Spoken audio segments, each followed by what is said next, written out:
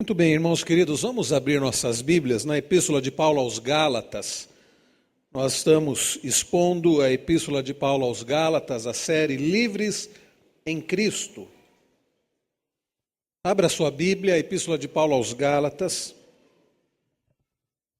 capítulo 2. Gálatas, capítulo 2.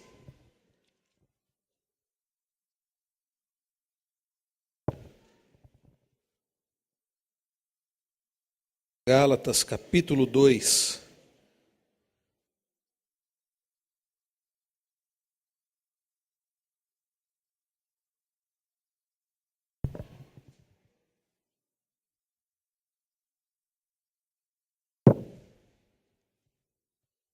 Irmãos queridos, eu farei a leitura dos versos 1 a 10, Gálatas 2, de 1 a 10.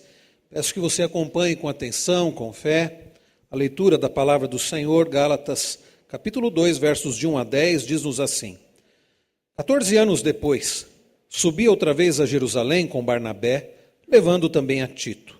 Subi em obediência a uma revelação e lhes expus o evangelho que prego entre os gentios, mas em particular aos que pareciam de maior influência, para que de algum modo não correr ou ter corrido em vão. Contudo, nem mesmo Tito, que estava comigo, sendo grego, foi constrangido a circuncidar-se.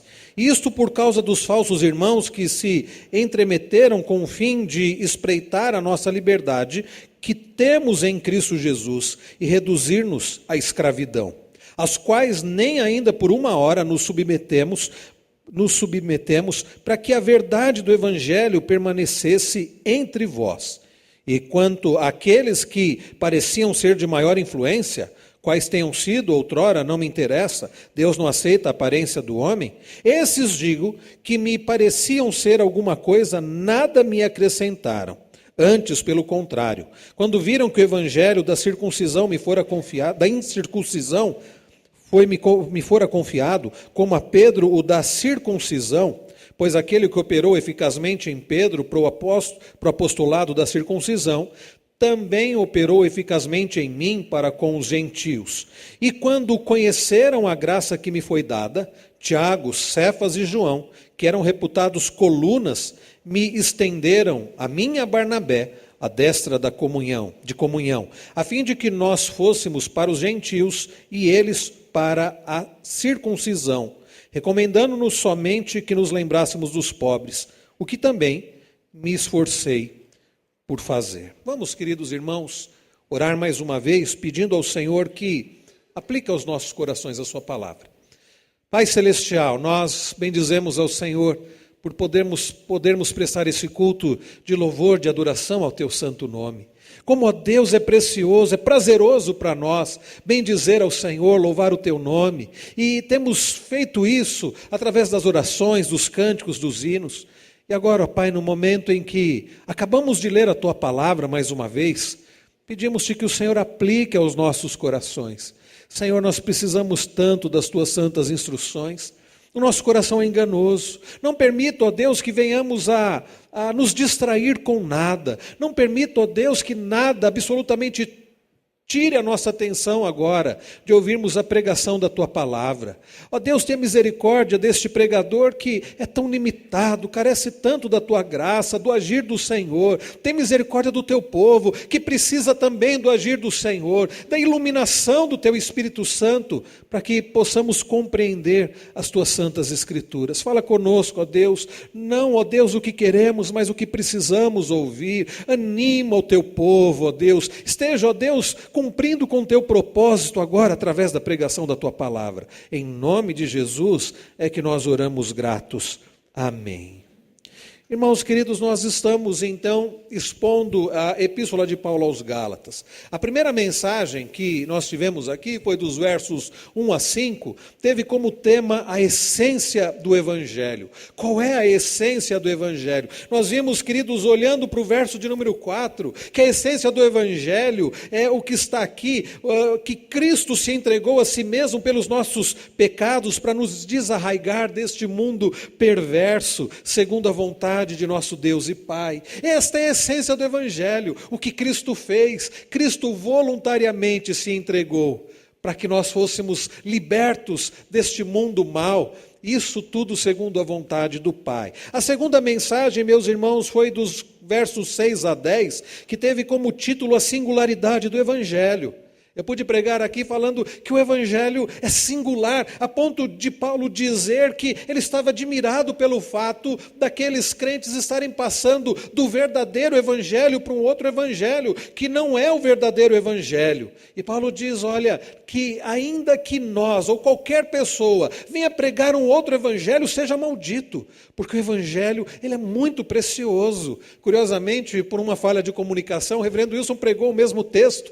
Eu havia passado para ele o texto que eu preguei, ele achou que era para ele pregar. Nós tivemos duas mensagens do mesmo texto, certamente os irmãos foram então muito edificados. Mas fato é, meus irmãos, e ele falou sobre o tema que não existe outro evangelho. Sim, o evangelho genuíno é o evangelho de Cristo Jesus, é o evangelho da graça. No domingo passado, o Senhor falou ao coração dos irmãos, através do pastor Rosivaldo, falando sobre a graça do Senhor, a surpreendente graça do Senhor. Então, meus irmãos, nós temos visto que Paulo tem falado sobre o evangelho da graça. E nesta noite, queridos, ao olharmos para o capítulo 2, os versos de 1 a 10 que acabamos de ler, nós vamos falar sobre as características do Evangelho. Continuamos, meus irmãos, a destacar o que Paulo nos ensina a respeito do precioso, a respeito do único, a respeito, meus irmãos, do surpreendente Evangelho da graça do Senhor. Quais são, meus irmãos, as características do Evangelho?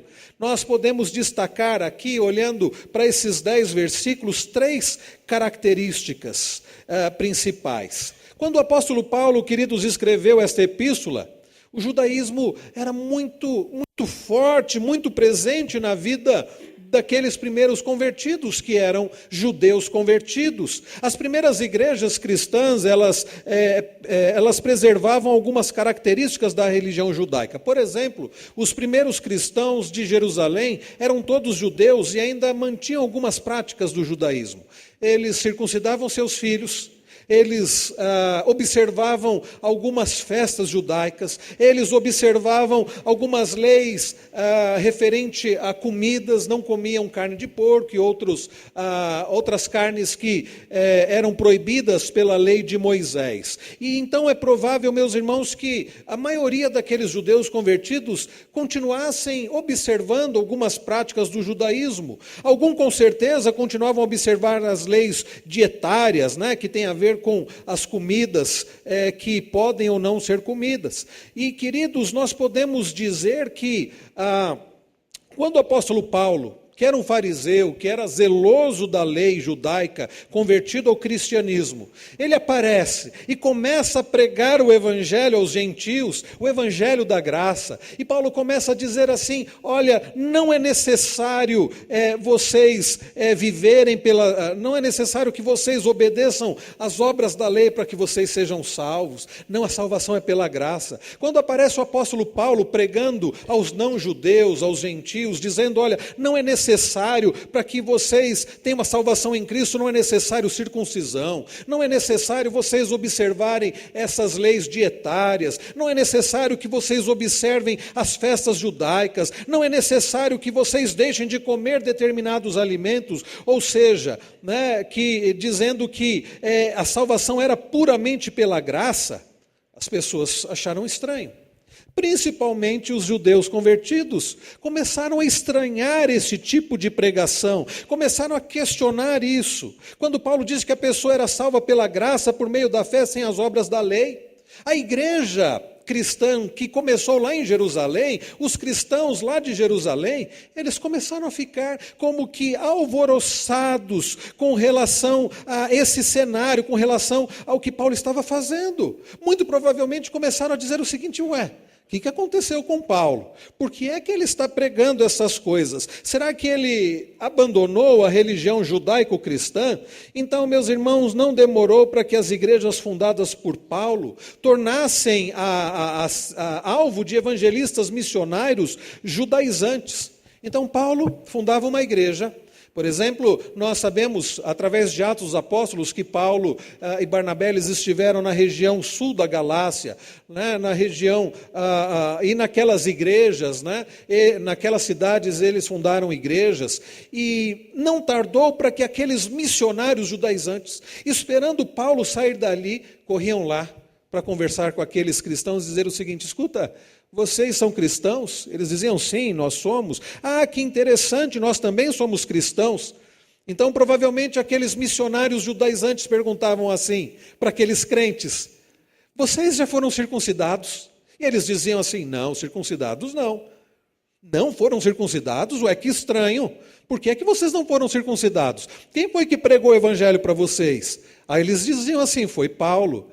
Aí, muito provavelmente, eles diziam assim, é isso que nós imaginávamos. Foi Paulo que pregou, né? Por isso que vocês ouviram errado. Vocês ouviram o evangelho errado.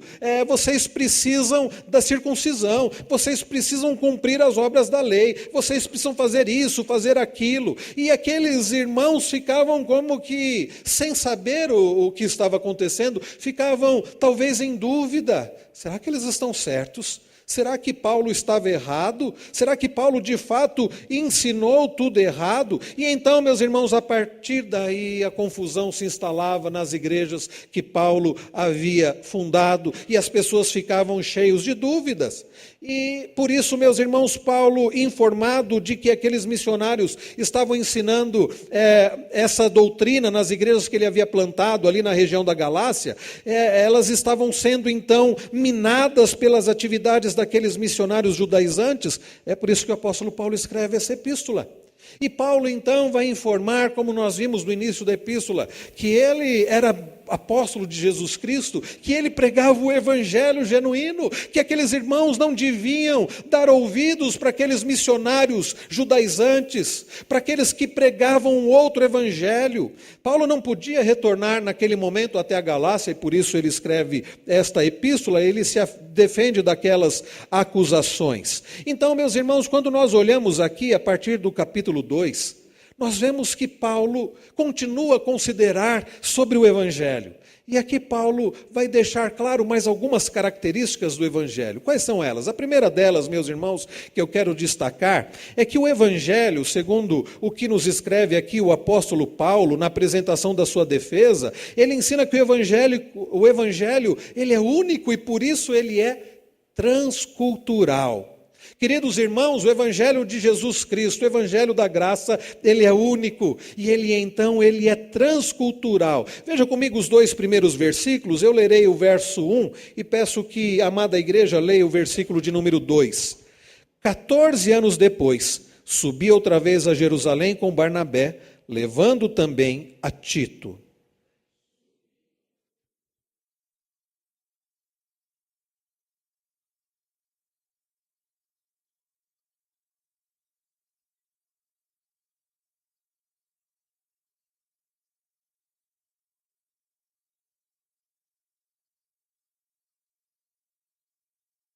Muito bem, meus irmãos, nessa primeira, então, parte da passagem, nesses versículos 1 e 2, Paulo relata uma viagem que ele havia feito a Jerusalém para se encontrar com os apóstolos e ali expor-lhes e defender o evangelho que pregava. Não porque Paulo queria, porque Paulo dependia da aprovação dos demais apóstolos, mas porque Paulo desejava comunhão com eles. Paulo desejava, meus irmãos, estar com eles. Paulo desejava também mostrar que ele não pregava um outro evangelho, para mostrar que ele não pregava um falso evangelho, mas que ele pregava o evangelho verdadeiro, que é o evangelho único, e que esse evangelho é transcultural.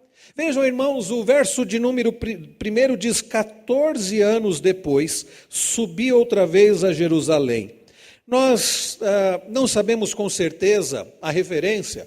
A maior parte dos estudiosos entende que 14 anos depois, Paulo está fazendo referência à sua primeira viagem missionária. Depois que Paulo esteve em Jerusalém, agora ele diz 14 anos depois da sua primeira viagem, ele havia retornado de Jerusalém. Alguns dizem que é provável que Paulo esteja dizendo 14 anos depois da sua conversão, e outros dizem que esse 14 anos depois subir outra vez a Jerusalém, esse outra vez não é segunda vez, que é possível que Paulo já tivesse voltado a Jerusalém mais de uma vez, mas a interpretação clássica é que Paulo está se referindo à sua segunda viagem missionária a Jerusalém. E Paulo está ressaltando, na verdade o ponto principal aqui é que Paulo está ressaltando que há 14 anos ele já pregava o evangelho, né? Quando enfim resolveu ir a Jerusalém para o encontro com os líderes da igreja judaico-cristã daquela cidade.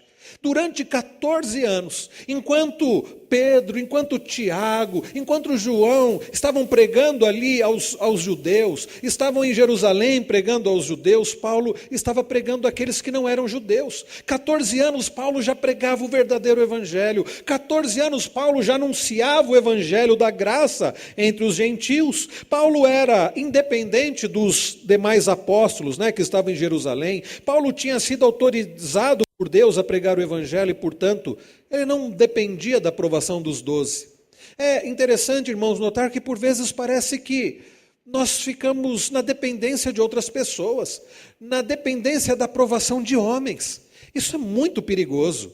Muitas vezes nós caímos nesse erro, ficarmos não na dependência da aprovação de Deus, não preocupados com a aprovação do Senhor, não preocupados em agradar ao Senhor, mas preocupados com a aprovação de homens, preocupados em agradar homens. E a preocupação de Paulo, queridos irmãos, não era em agradar homens, não era em agradar os demais apóstolos, não era em agradar as pessoas, os ouvintes da palavra. Paulo tinha um compromisso com o Senhor. Paulo tinha um compromisso com aquele que o havia liberto, com aquele que o havia tirado do seu pecado, com aquele que havia liberto Paulo da escravidão da lei. Paulo tinha um compromisso com Cristo. Paulo estava empenhado em agradar ao Senhor e não em agradar pessoas. Na continuação do verso 1, vemos que Paulo não estava sozinho. Diz-nos o texto que ele havia levado consigo 2 amigos, Barnabé e Tito.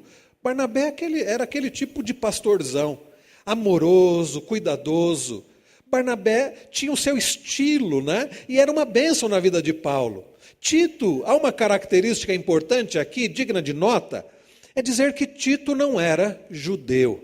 Tito era um não-judeu, que é denominado gentio. E os irmãos vão perceber que isso faz toda a diferença. Paulo vai a Jerusalém, no centro onde estava a igreja, que era composta por judeus convertidos ao cristianismo, judeus que ainda teimavam em observar certas tradições da lei judaica, e Paulo leva consigo um homem que não era judeu, e um homem que não tinha ainda sido circuncidado, e que não seria circuncidado. Isso os irmãos verão logo à frente, nós falaremos a diferença que faz. Paulo diz ainda, no início do versículo 2, que subiu a Jerusalém em obediência a uma revelação.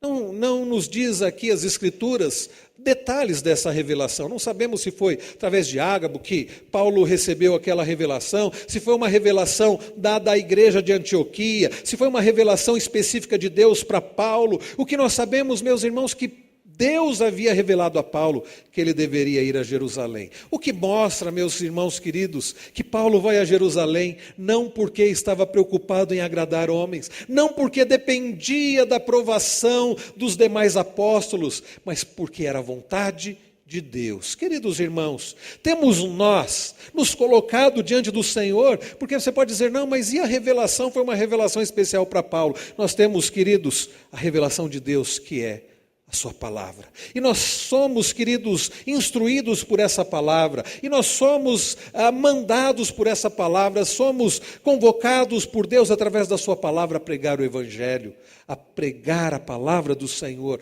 E nós devemos, à semelhança de Paulo, sermos obedientes à revelação de Deus e a irmos onde Deus quer que estejamos, e para estarmos onde quer que Deus quer que estejamos. E a palavra diz: ide pregar o evangelho, onde quer que estejamos. estejamos, vamos pregar o Evangelho. Então, meus irmãos, é interessante que Paulo escreve em seguida, no mesmo versículo 2, acompanhem comigo o verso 2, ele diz: subi em obediência a uma revelação.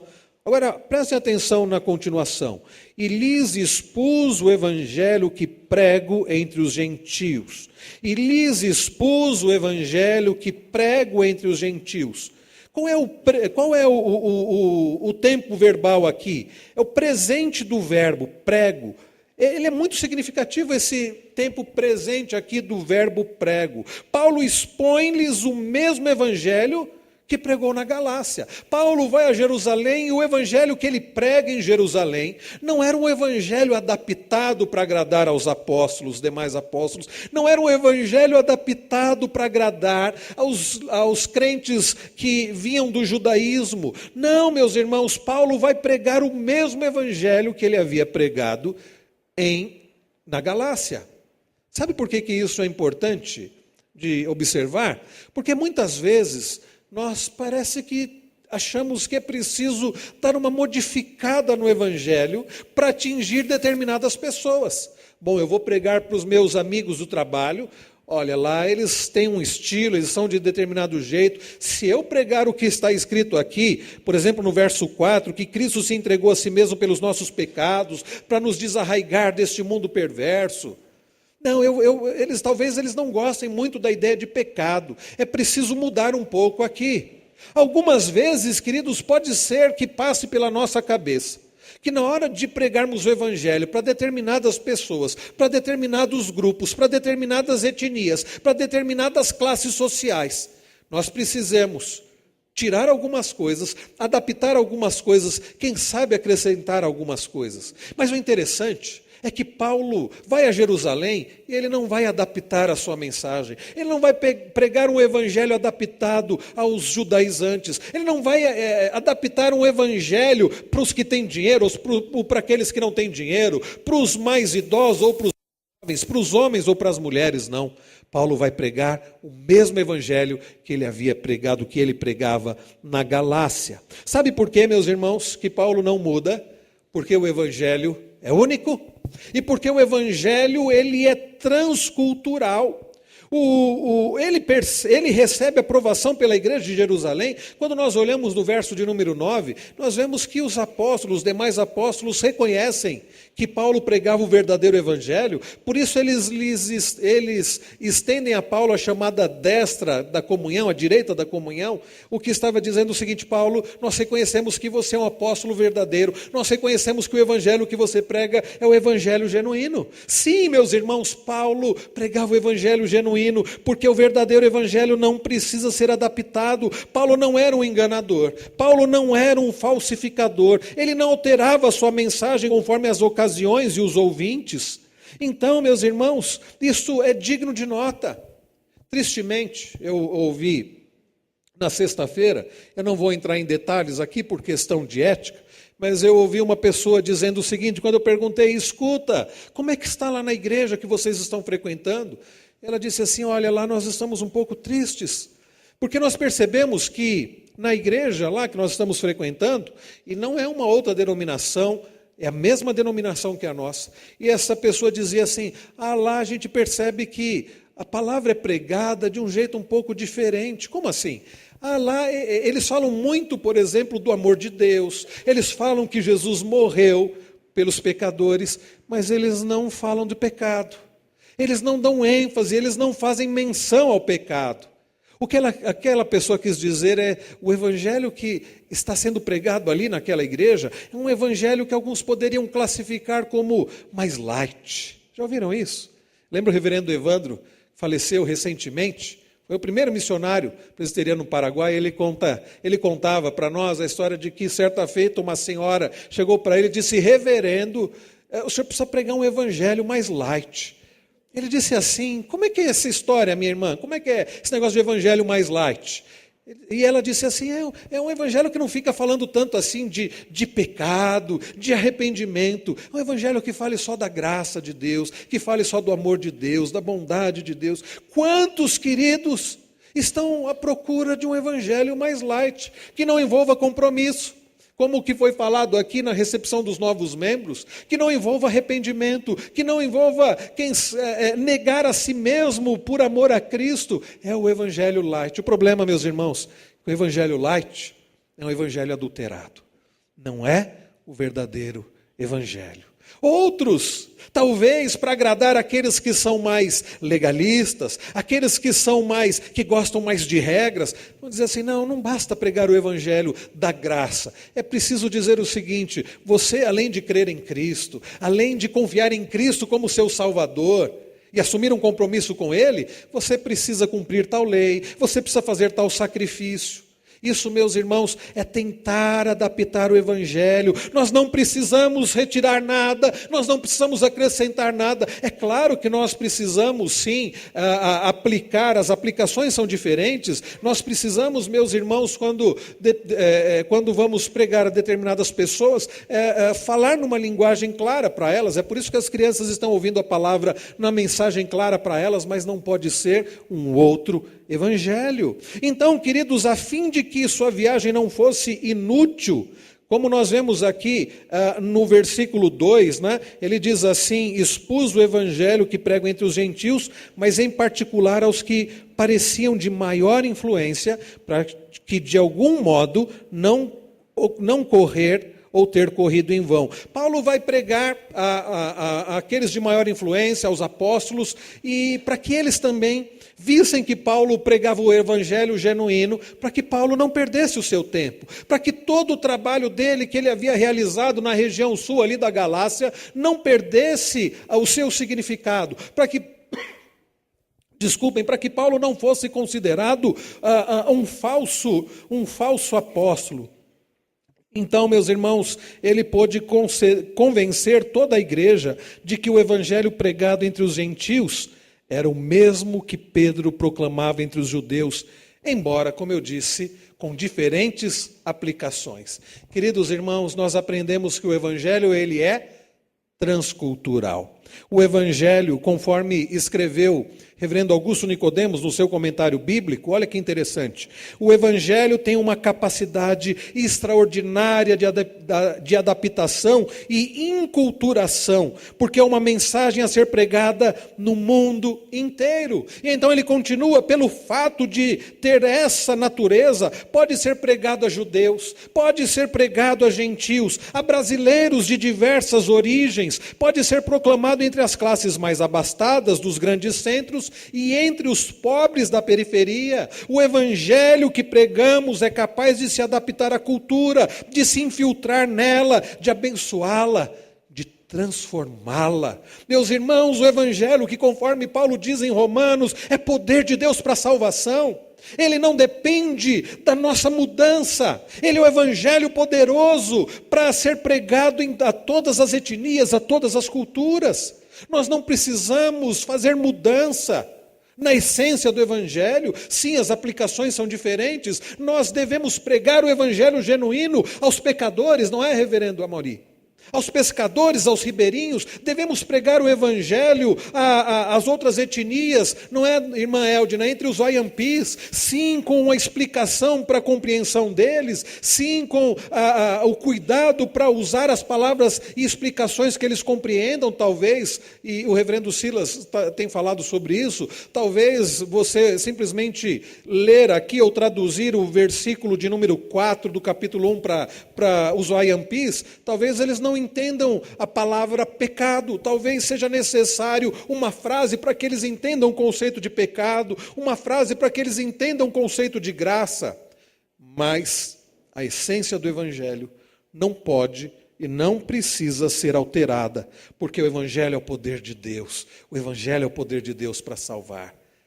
Eu assisti agora à tarde uma mensagem que o pastor Fabiano, que está lá em Tu, compartilhou, do pastor Incipione, que veio ao Brasil para uma conferência de aconselhamento bíblico, e é interessante que ele falava aqui sobre o poder do evangelho. Ele disse que alguns alunos da universidade o procuram e dizem assim: mas professor, como eu vou pregar o evangelho para aqueles que não creem na Bíblia? Eu vou usar a Bíblia? E ele disse sim.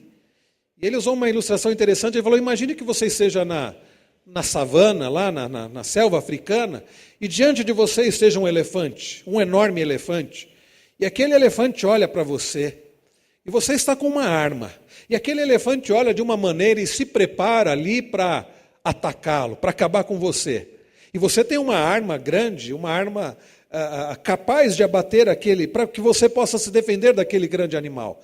E então Escipione diz, você vai dizer o que para o elefante? Escuta, senhor elefante, você acredita nesta arma que eu estou segurando aqui? Você crê nesta arma? Ele diz, não, você não tem que perguntar para o elefante se ele crê nessa arma. Se ele for para cima de você, use a arma. Ele diz, é assim que eu respondo para os meus alunos lá na universidade, que perguntam, mas e se as pessoas não creem na palavra? Você não tem que ficar perguntando se as pessoas creem na palavra. Pregue a palavra, pregue o evangelho. É possível que muitos digam assim, eu não creio no evangelho, mas o evangelho é poder de Deus. Ele diz, é a mesma coisa se você vai usar uma granada, basta você tirar o pino da granada e então lançar aquela granada e ficar esperando pelaquela explosão. Ele diz, pregue a palavra e então ore. Porque, meus irmãos, o evangelho não depende da boa disposição da pessoa, não depende da cultura da pessoa, o evangelho é o poder de Deus, não precisa adaptar o evangelho. Você pode sim e deve fazer as aplicações claras, mas o evangelho, ele é transcultural, ele é transcultural. Segundo lugar, meus irmãos, o evangelho, além de ser transcultural, nós também podemos verificar, olhando para os versos 3 a 5, que ele também é libertador. O evangelho de Cristo, o evangelho da graça, ele é libertador. Acompanhem comigo versos de 3 a 5. Eu lerei o verso 3 e 5. Os irmãos, por favor, leiam o versículo de número 4. Contudo, nem mesmo Tito, que estava comigo, sendo grego, foi constrangido a circuncidar-se. Os irmãos.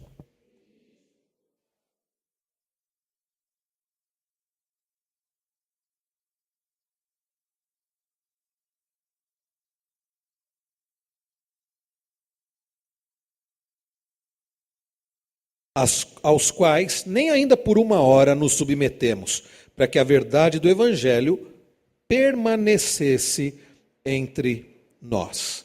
Vejam, queridos irmãos, que Paulo agora relembra um embate que ele teve com os chamados judaizantes, que foram confrontá-lo. Logo que eles souberam que Paulo estava lá em Jerusalém, estes judaizantes correram para lá para confrontá-lo. E quando Paulo chegou a Jerusalém, ele foi apresentado à igreja e se reuniu com os seus líderes. Como eu disse, quem estava com Paulo? Barnabé e também Tito. Tito estava ao seu lado. Pedro, Tiago e João, que eram todos judeus, devem ter perguntado para Paulo o seguinte, escuta, quem é esse rapaz aí? Quem é esse jovem? Paulo deve ter respondido, esse é Tito. E é um gentio que me acompanha na pregação do Evangelho. Aí, meus irmãos, muito provavelmente, pelo relato, foi nessa hora que a coisa complicou. Foi nessa hora, quando Paulo disse, ele é gentio, muito provavelmente alguns tenham perguntado assim, ele já foi circuncidado? Paulo disse, não, porque não é necessário. Não é necessária a circuncisão. Mas isso é um absurdo, eles devem ter dito, ele tem que ser circuncidado, ele precisa guardar a lei de Moisés, ele precisa observar os ritos judaicos. Você, Paulo, é contrário a Moisés? Paulo deve ter dito não, de forma alguma. Você, Paulo, é contrário às obras da lei? Paulo deve ter dito, é claro que não. Mas Paulo, meus irmãos, pregava o evangelho genuíno da graça, que diz que não é necessário cumprirmos obras da lei para sermos salvos. Aliás, se dependêssemos disso, nós nunca poderíamos ser salvos. Paulo pregava o evangelho que diz que Cristo já fez tudo. Os irmãos se lembram da exposição de Colossenses que nós tivemos no ano passado? Cristo é tudo em todos, Cristo já pagou todo o preço. Os irmãos conhecem, por exemplo, a epístola aos Hebreus, ele é o nosso sumo sacerdote, ele é aquele que ofereceu de uma vez por todas sacrifício. Meus irmãos, não é necessário mais nada. Paulo, então, precisou resistir firme. Vejam a força aqui da linguagem que Paulo usa. Ele diz no verso de número 4, isso por causa dos falsos irmãos que se entremeteram com o fim de espreitar a nossa liberdade que temos em Cristo Jesus e reduzir-nos à escravidão. Paulo diz, eles queriam tiraram a nossa liberdade para nos levar à escravidão. E vejam o que ele diz no verso 5, qual foi a sua postura: aos quais nem ainda por uma hora nos submetemos, para que a verdade do Evangelho permanecesse entre vós. Ah, meus irmãos, foi muito forte. Paulo precisou ter muita firmeza. Talvez alguns estejam até perguntando, mas qual o problema? Já que a questão deles era a circuncisão, não era mais fácil Paulo dizer assim para Tito: Tito, olha, o negócio é o seguinte, nós estamos aqui, o pessoal está aí bravo, o pessoal está criando caso, está criando problema por causa desse negócio de circuncisão. Tito, vamos fazer uma coisa para resolver o problema?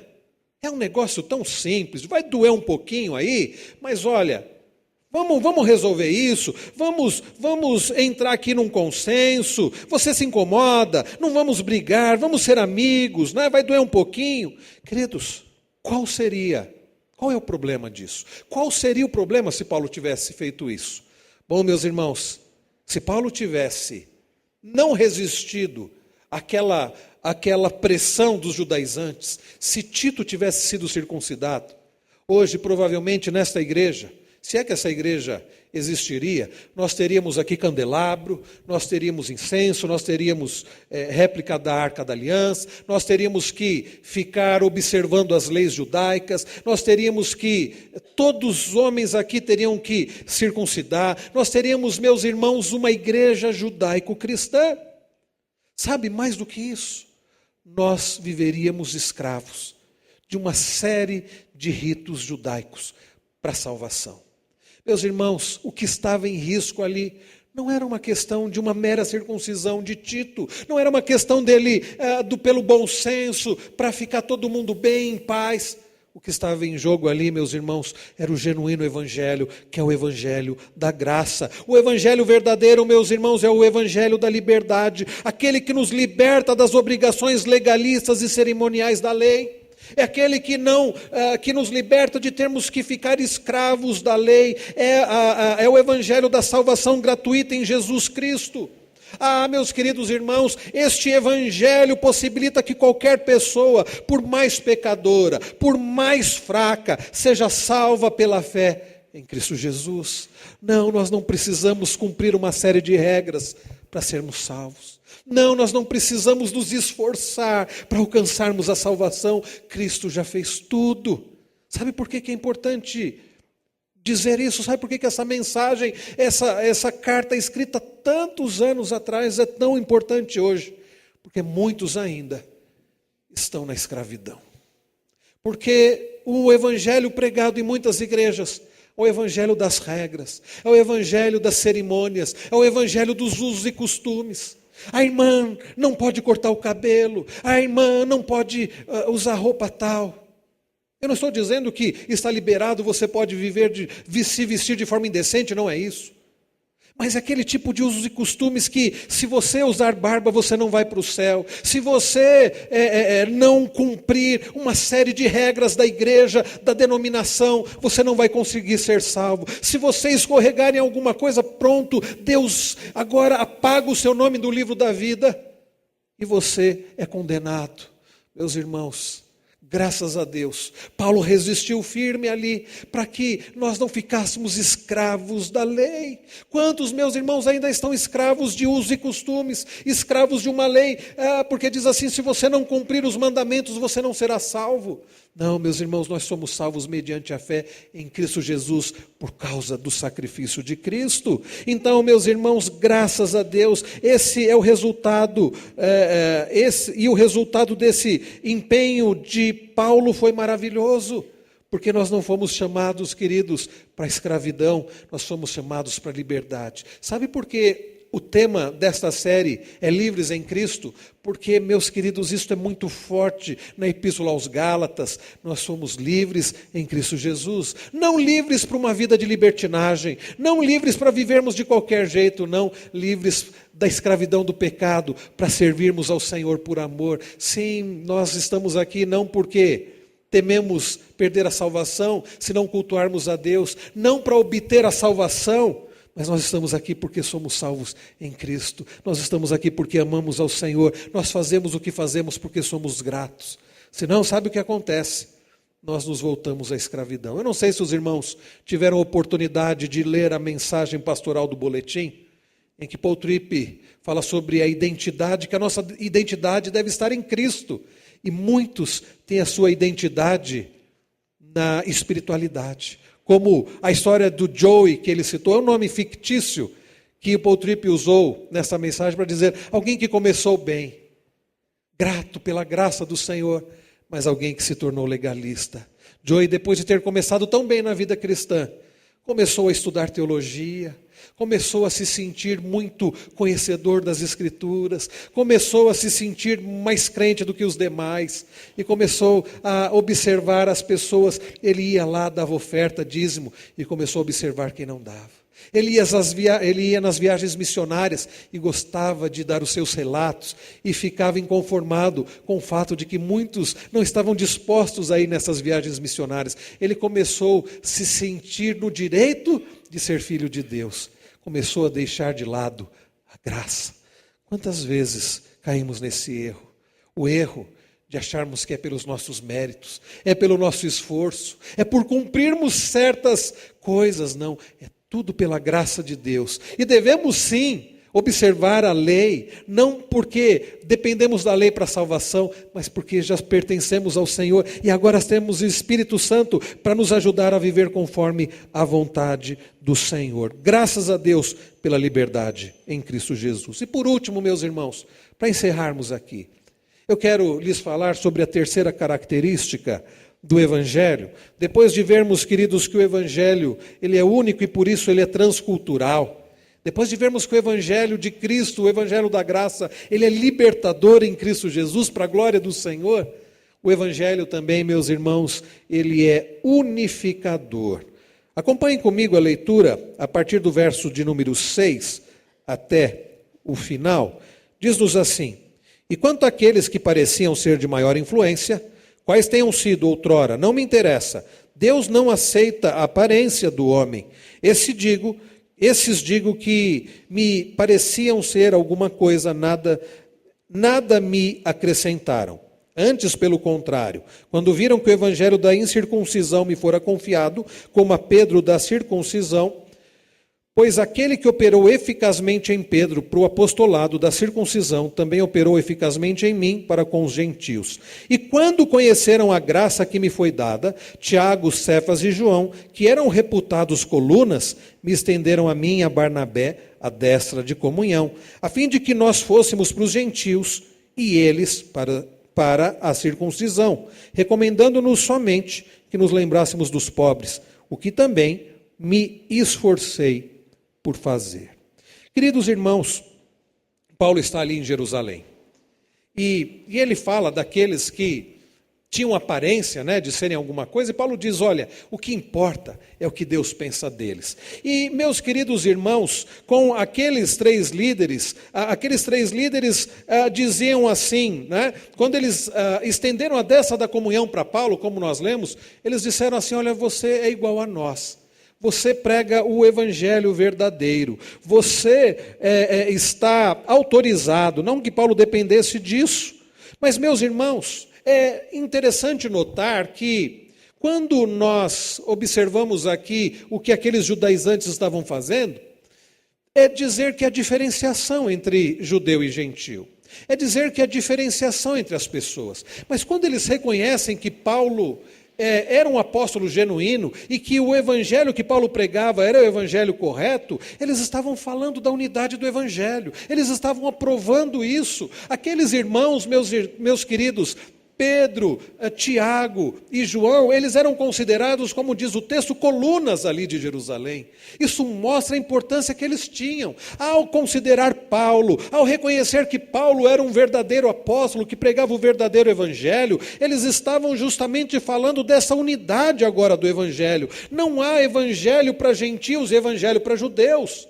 Não, as aplicações são diferentes, mas o evangelho é o mesmo. Porque sabe, queridos irmãos, o evangelho ele une. Ele une no sentido de que os seres humanos são iguais em termos de pecado.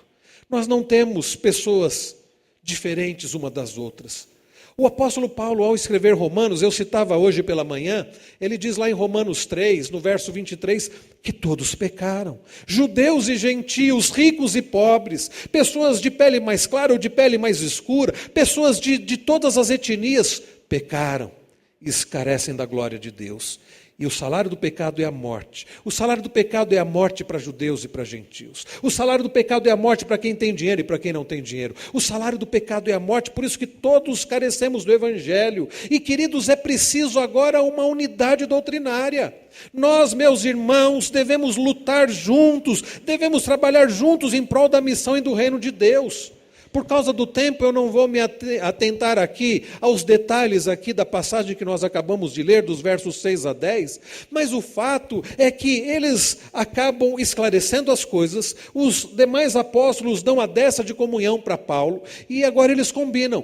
Paulo vai continuar pregando aos gentios, eles continuariam ali pregando aos judeus. Há uma divisão ali das tarefas, mas eles estão unidos pregando o Evangelho. Eles não pregavam doutrinas diferentes, eles não pregavam um Evangelho diferente, eles pregavam o mesmo Evangelho para as pessoas que estão no mesmo pé de igualdade. Elas carecem do Senhor.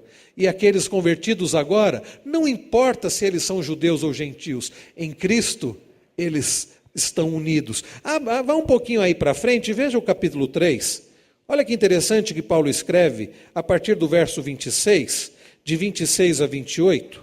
Ele diz assim, capítulo 3, 26 a 28, ele diz: pois todos vós sois filhos de Deus, mediante a fé em Cristo Jesus. Olha que coisa maravilhosa, meus irmãos, como o Evangelho da graça, a obra de Cristo nos une. Ele diz: todos vós sois filhos de Deus mediante a fé em Cristo Jesus, porque todos quantos fostes batizados em Cristo, de Cristo vos revestistes.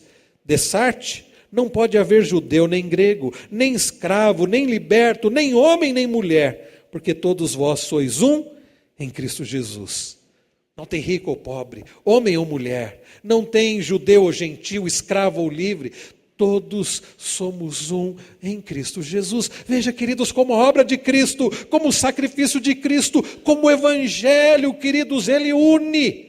Por isso nós não podemos ter entre nós ar de superioridade. Eu sou mais importante que o outro, ou porque eu tenho dinheiro, ou porque eu tenho mais conhecimento. Todos nós estamos unidos a Cristo, somos membros do corpo de Cristo. Que coisa maravilhosa. Veja um pouquinho mais à frente, Efésios 2, pouquinho só à frente, a partir do versículo 11, ele diz, Efésios 2, a partir do verso 11, olha o que Paulo lembra àqueles irmãos: portanto, lembrai-vos de que outrora vós gentios na carne, chamados incircuncisão por aqueles que se intitulam circuncisão na carne por mãos humanas, naquele tempo estáveis sem Cristo, separados da comunidade de Israel e estranhos às alianças da promessa, não tendo esperança e sem Deus no mundo. Mas agora, vejam só o que ele diz: em Cristo Jesus, vós que antes estáveis longe, fostes aproximados pelo sangue de Cristo, porque Ele é a nossa paz, o qual de ambos fez um, e tendo derribado a parede de separação que estava no meio, a inimizade, aboliu na sua carne a lei dos mandamentos na forma de ordenanças, para que dos dois criasse em si mesmo um novo homem, fazendo a paz, e reconciliasse ambos em um só corpo com Deus, por intermédio da cruz, destruindo por ela a inimizade. A inimizade, meus irmãos, foi destruída. Em Cristo Jesus fomos feitos um. Então vejam o caráter unificador do Evangelho. Em Cristo estamos unidos como corpo de Cristo. E é por isso que precisamos cuidar uns dos outros. Os irmãos observaram o versículo de número 10, voltando para Gálatas, capítulo 2. Olha o que ele diz no verso 10. Recomendando-nos somente que nos lembrássemos dos pobres, o que também me esforcei por fazer. Não pode haver divisão entre nós, porque estamos unidos em Cristo. Precisamos cuidar uns dos outros. Não podemos fazer acepção de pessoas. Homens não são mais importantes do que mulheres. Gente culta não é mais importante do que os incultos. Não há judeu, gentil, em Cristo somos um.